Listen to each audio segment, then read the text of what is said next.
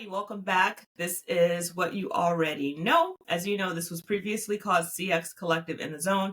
It's been rebranded simply because we're talking about customer experience and everybody is a customer. So I'm probably telling you something you already know, but hopefully you get something insightful from our guest. And today we are talking to Jessica Rose. Hi. Hello. Can you give everyone a quick intro on you, what you do, and then we'll go from there? Absolutely. My first name is Jessica Rose. I have been working in the CX and CS spaces for over a decade. It's totally my first love. I kind of fell into it a little bit, but it's absolutely my passion, what I love to do, specifically about building relationships. I love to talk to people. Some people like to say I like the sound of my own voice, which I think is partially true. And yeah, it's my absolute number one first love. That's so cool. So you say you fell into it. I'm curious to hear how that happened. Yeah, it's really interesting. So when I was on summer break from school, I was working in a gym in Venice, California, and the founders of Quest Nutrition went to that gym.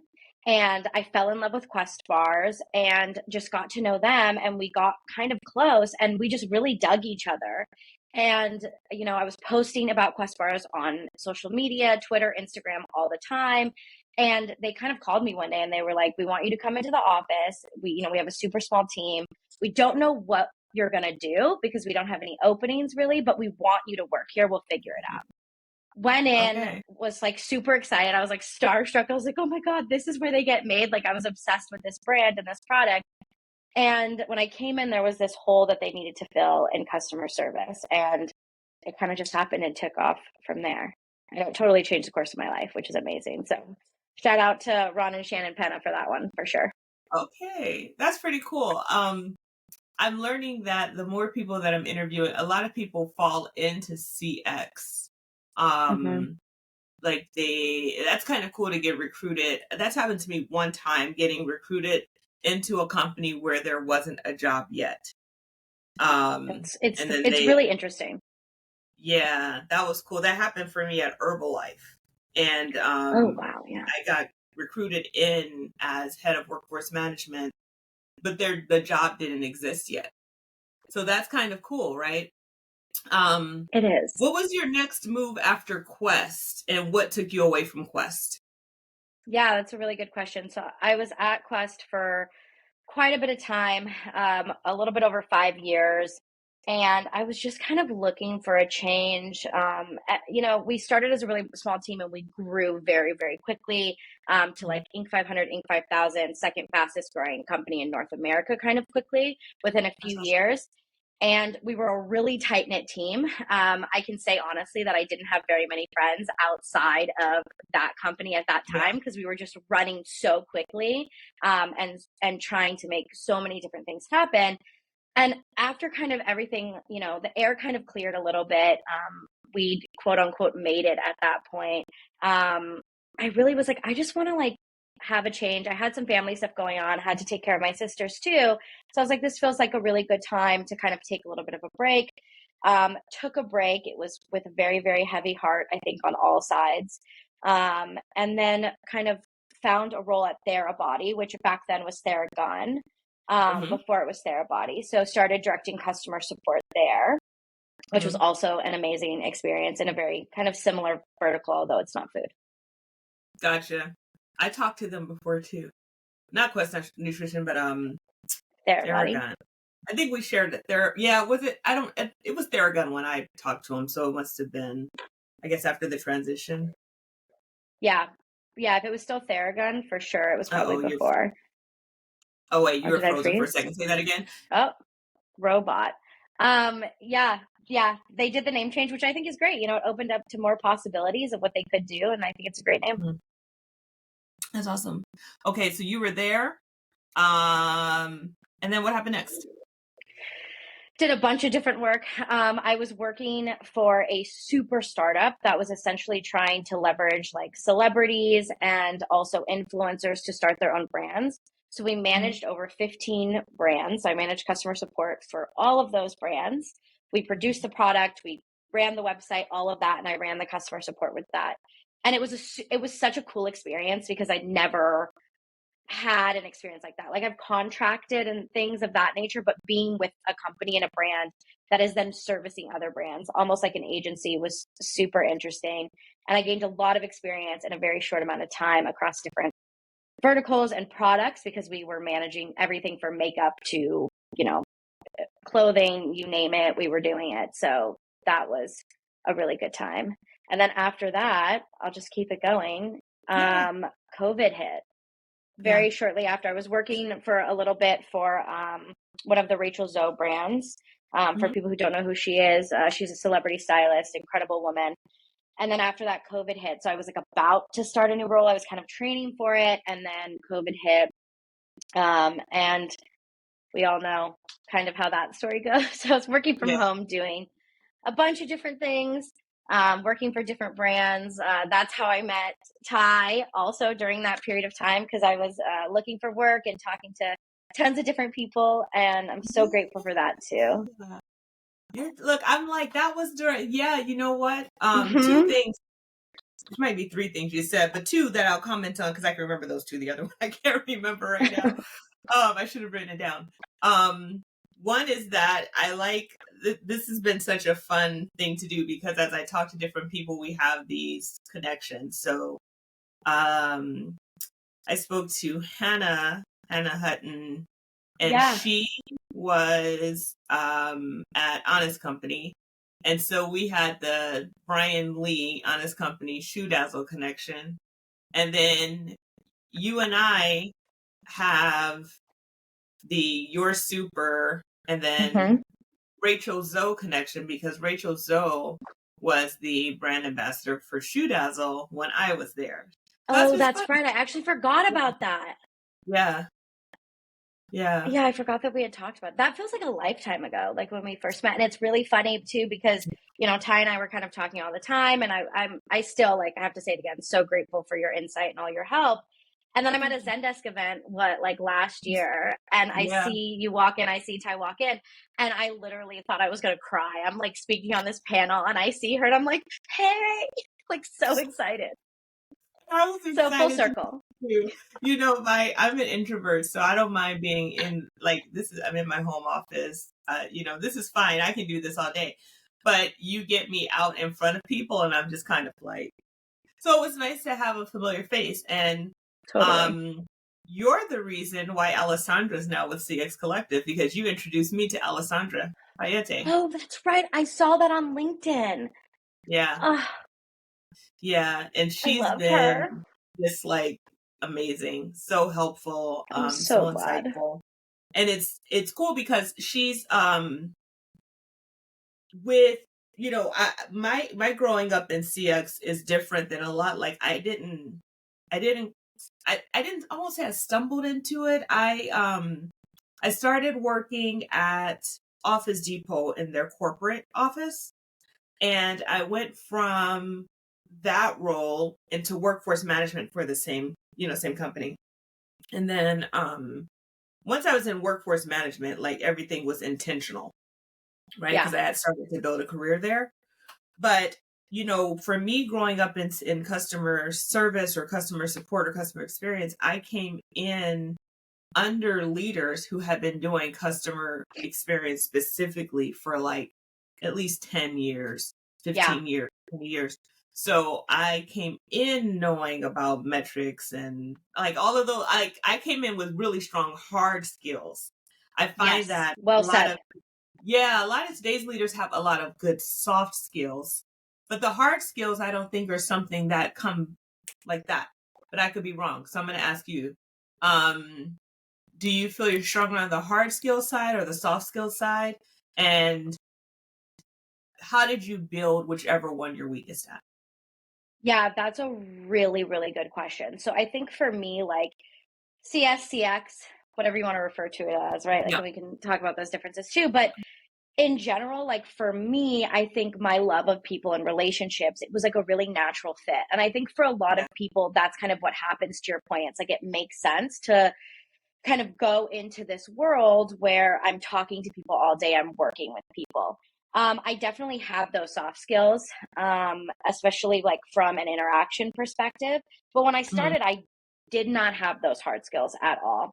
And looking back on it, I really have a specific person to thank, but in general, it was like the situation. Like, I didn't have a choice. Like, people were coming to me asking me, I need to know this information. And I'm like, okay, how do I find out that information? Like, I just have to figure it out.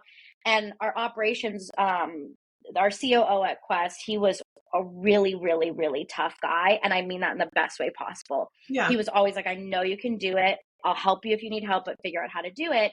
And it really kind of ingrained in me this ability to, like, if I don't know the answer, I'm going to find it. I'm going to find the right Yeah. answer.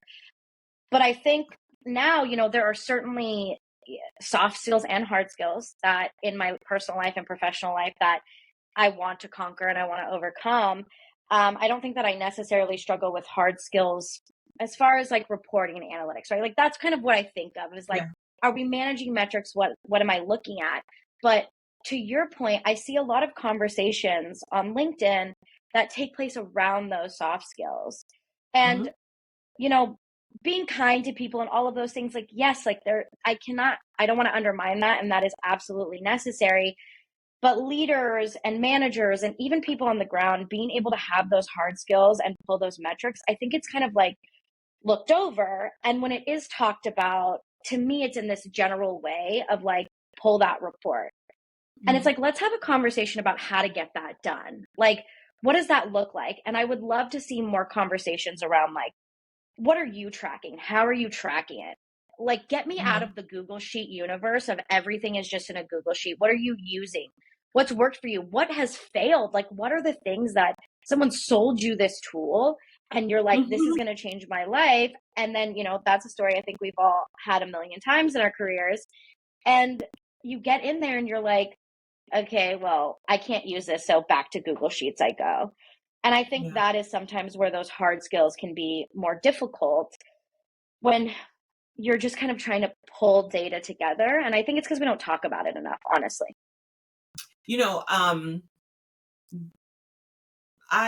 Earlier you said there's making a note because I don't want to forget because I want to go back into the data conversation, but I missed a part of the conversation or missed a part of what you were saying, and I don't know if it picked up or not. So I want to make sure we touch it just in case. Yeah.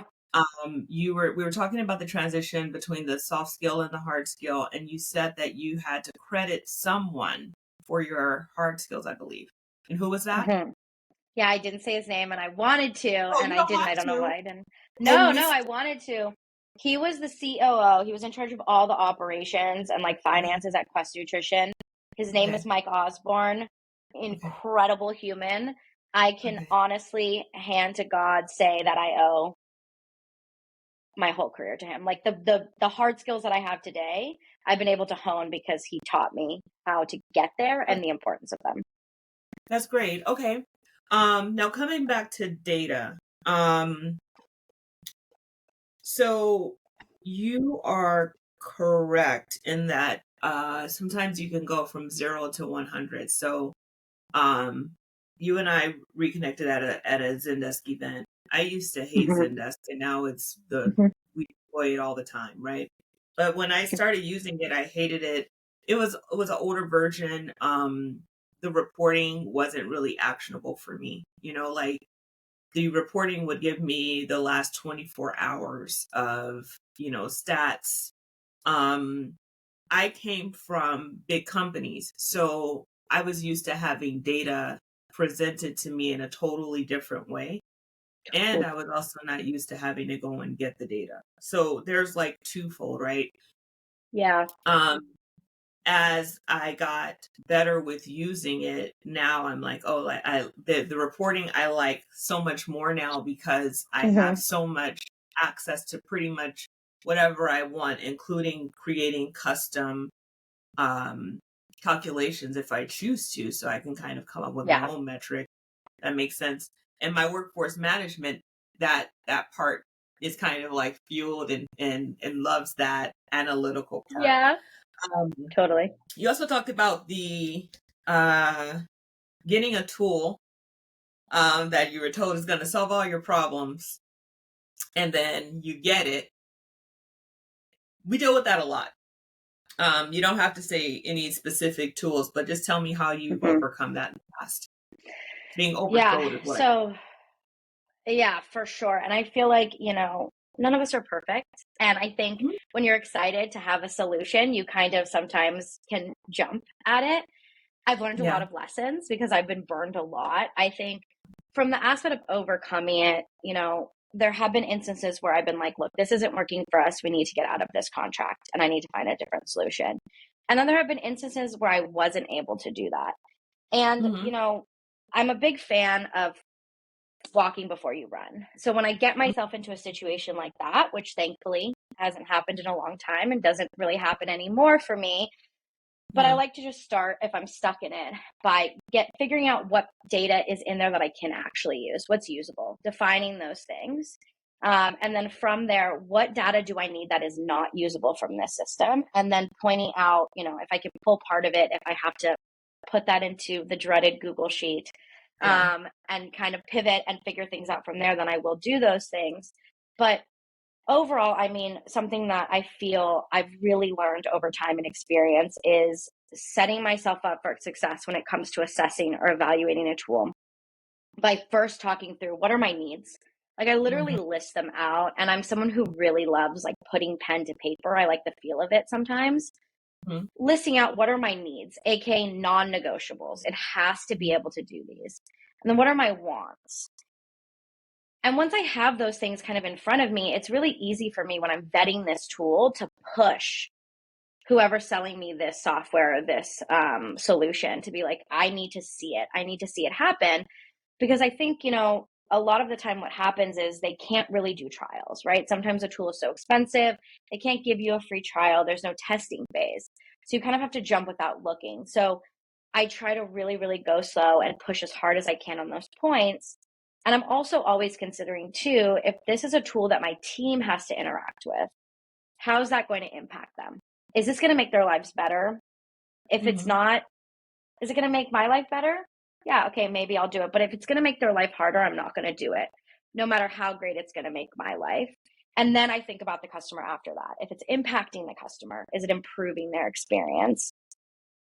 All of those checks and balances really help me figure out, okay, is this actually going to be a tool that's going to work for us? And then if I do get myself in a situation where all of those balances happened, all those checks, and it still doesn't work, then I fight tooth and nail. I'm like, we're out of here. And I will push it until I get what I want at this point. But back in the day, yeah, I was like, all right, well, now I'm here. I just got to make it work. And you Exciting. kind of just do what you Yeah, have to. your approach is right though, because the exercise you're talking about, the request for information or RFI, like you're trying to figure out if this is the Mhm. right fit for what you're trying to do. Um, you had wants and needs, we call them nice to have versus need to have. And Yes. then I was trying to be you what plain languaged. yeah, I probably should do better at that. So No, yeah. no. I think it's good. It's good. Like now I'm Yeah. assessing too. I'm like, oh, put like Yeah. definitions, have a glossary. Yeah, seriously. And then like in that we weigh the need to have versus nice to have on a scale, which makes it so I much love that. easier to just be in the moment. And then you're right Hmm. about pitching vendors to show you. Yeah. I once had a vendor get on a plane, not that it was so far, but I was in LA. I had Oh, to go to Arizona to have an in-person meeting for them to tell me that the system doesn't do what I knew the system didn't do. And that was I was in my 20s at that time. But I remember that meeting and since then I never trusted vendors. I gotta see it. I gotta touch it. I gotta let me go in there, show it to me. I touch want it. this thing. I love that, Ty. And that is always my biggest thing. I'm like, you can talk to me all day about how great something is, but until I touch it, Yeah. how can I be 100% sure? So I love that you said that. I think the touching aspect, if you can push a vendor to let you actually get in there, Yeah. it's what we should be Yeah. doing. I also used to not use implementation partners, but Hmm, the more wisdom that I have now, it's different. So like I believe in hiring experts to do what they are experts at so that I totally. can do what I'm an expert at, because by the time I come over that learning curve, it will have been worth it for me to pay the money to just have it set up and to avoid specific pitfalls. When Yeah. you do your deployments, your rollouts, do you typically use implementation partners, or do you just learn it, build a plane? Yeah, it's a really good question. So for me, I think exactly the same way you're thinking about it. And what in my mind, I'm like, can I do it? Yeah. Can I figure out how to do it? Like you said, Yeah, absolutely. And there are even some things that I'm like okay at doing, but there are yeah, people out there that are literal experts in it.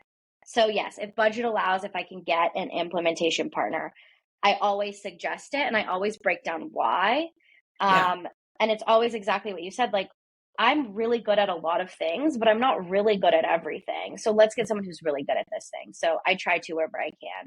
And Zendesk is a good example of that because I can implement Zendesk with my eyes closed, but there are yeah, many people out there that do it way better than I do and faster than I do it. So why not yeah. just ask them to do it?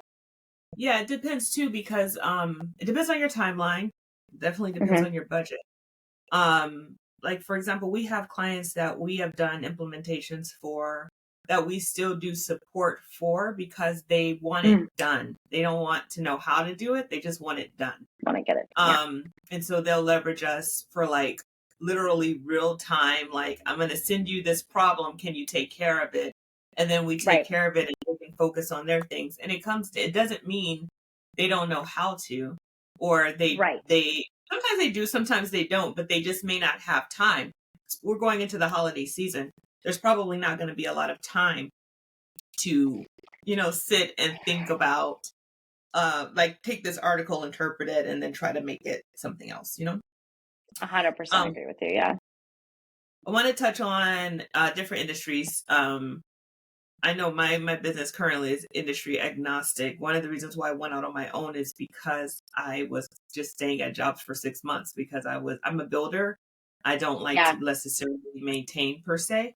There are people on the team who do, which is why we have long-term clients. But me personally, I'm more like a let me fix it and then give it back kind of personality. Hmm. So I've worked across a lot of different industries, and I know that you have too.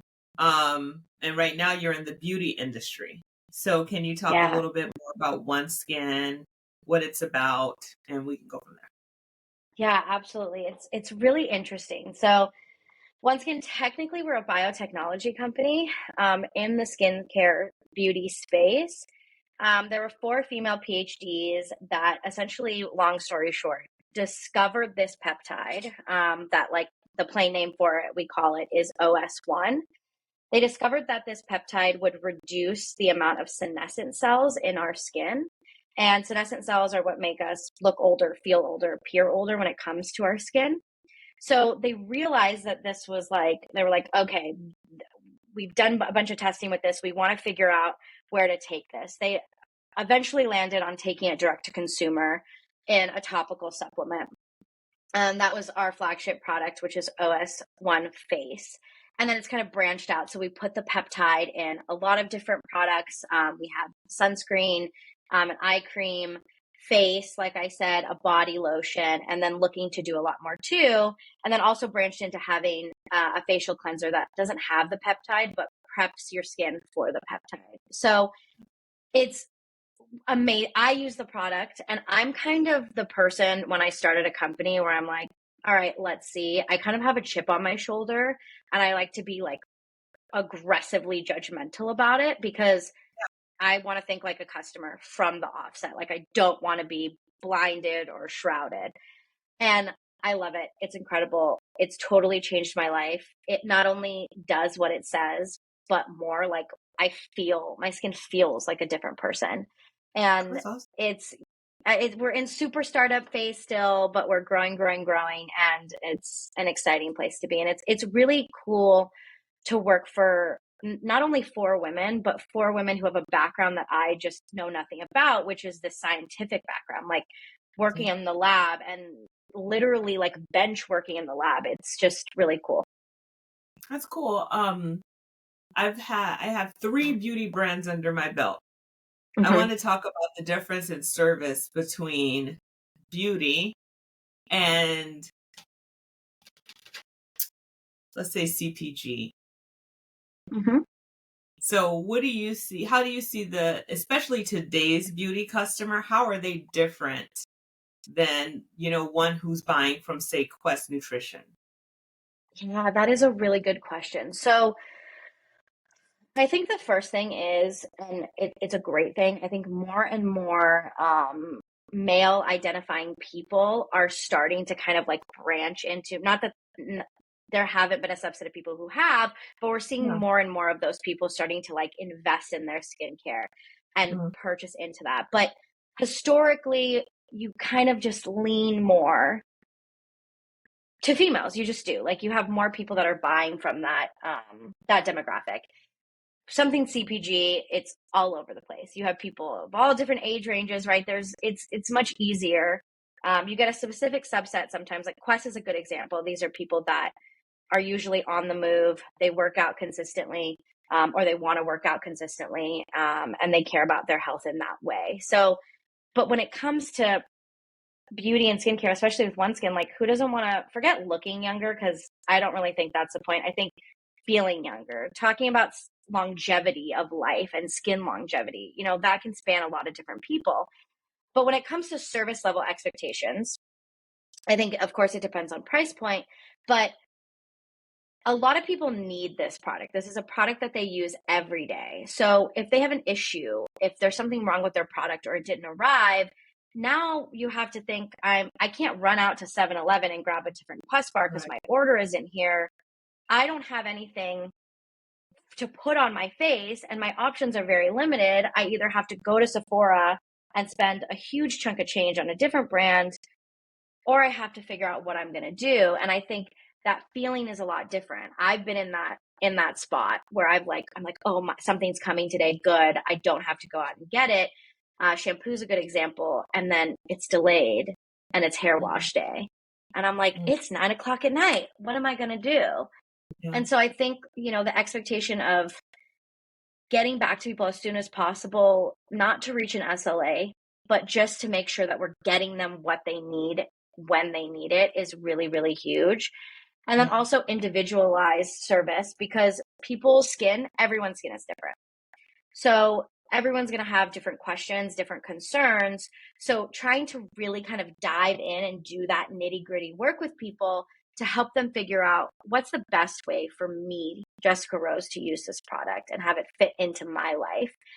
It can be tricky and challenging, but I think it's also the service level that has to exist for a product in the beauty, any product in the beauty or skincare space. And are you guys, so does OneSkin have its own warehouse, or how do you guys Yeah, that's a ship good to question. customers? How does that work?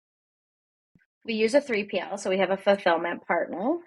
Okay. And they are based not that far out of Los Angeles, so pretty close Oh, to me. So I go visit them a lot, which is fun. But yeah. nice. And then are you guys ready for this holiday season?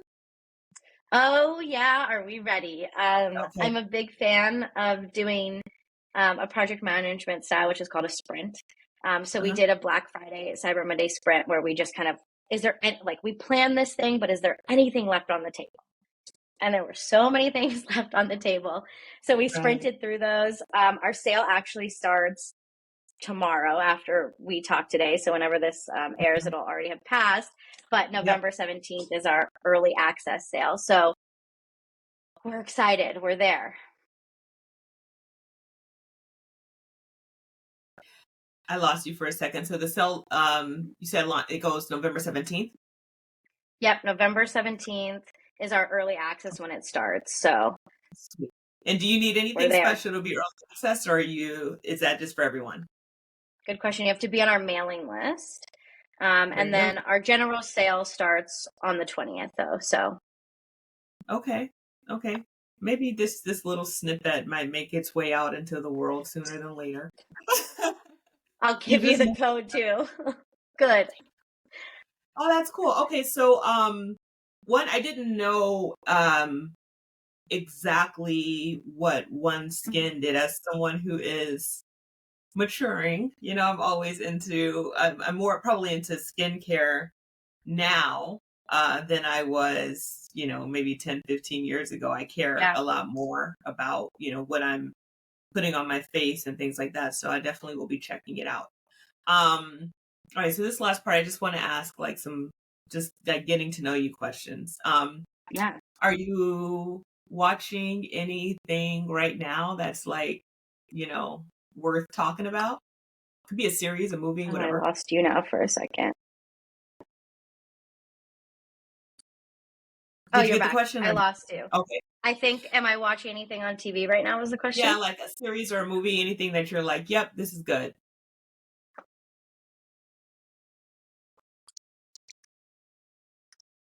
Oh, I keep losing you. Oh, I'm back. Can you hear me? I need the Wi-Fi gods. I can hear you now. Yes. That's okay. What I was saying, yeah, what are you binging at the moment? Okay, so this is really putting myself out there, but I'm a big reader, but I like to watch like TV while I'm getting ready, kind of on my phone. And I'm watching this show called Heartland. It's about this horse trainer in Canada. It is truly like such a like cozy feel good show. Like you're just watching these people live their lives, and then it's beautiful scenery and horses. So it's very joyful, very calm, very peaceful. Cool. Okay. Are you reading any books right now?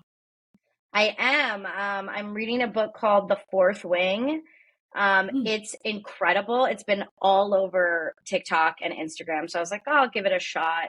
Um, it's crazy good. Like I can't believe how good. One of the best books I've read in a long time. Now, what's it about? I mean, like, is it a business book, a fiction book? Yeah, so this is a good question. I should have said that. This is a fiction, and it is essentially the story. It like takes place in a mythical world, kind of like a Game of Thrones feel. Um, a long time ago, there were dragons, but it's the story of a young girl who is kind of forced into becoming this like dragon rider, which is like the elite of this community of this country, and it's like a Hmm. very hard thing to do, and she's like a very delicate person, like she doesn't really have like the physicality for it, and kind of how Hmm. she goes through and how she uses her intellect to make her way through these really physical problems. It's really good. I think everyone should read it. That's pretty good. Okay. All right. So we are about at the end. My last question is, if anyone wants to follow up with you, what's the best way to get in touch? And also, how can we find out more about OneSkin? Yeah, great question. Best way to get in touch, LinkedIn. Huge fan of LinkedIn. I try to respond to every message all the time. So if you hit me up, I will absolutely respond. And then to find more about OneSkin, I'm going to drop a promo code as well, so you guys can order if you're interested. But our website is oneskin.co. We have some really cool videos on there explaining how the product works, how it can help you, and also how to use it. Wonderful. What people don't know is this is Jessica Rose and my third attempt at actually doing this. So I'm so glad that we got a chance to do it. Me Again, too. thank you for your patience today, because what a day. Um, but What a life. hopefully it'll be the last. And I Yeah. really, really appreciate you taking the time and being so flexible. And yeah, I just want to say thank you for coming on. No, thank you for having me. It's always just such a joy to see you and to be with you and talk with you. I feel like I could talk to you forever. So you're the best. Oh, I appreciate it.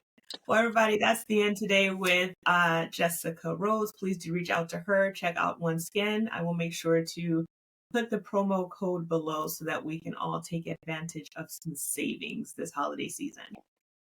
Yeah. All right. Thank you. Have a good one, everybody.